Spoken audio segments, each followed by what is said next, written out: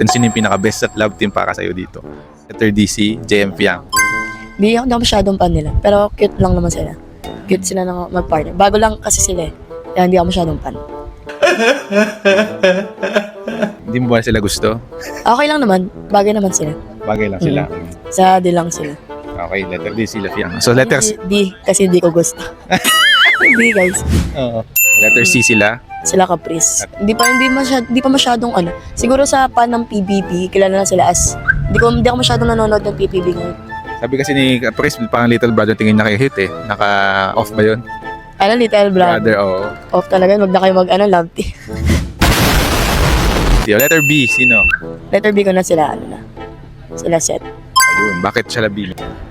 Nabi naman ngayon. Kasi nung una parang hindi bagay. Pero ngayon cute naman eh. Parang mga Daniel Padilla na yung partner nilang dalawa eh. Umamin na ba silang dalawa na magjowa? Hindi pa. Alam ko wala pa eh. Wala pang pa confirm. Walang confirmation.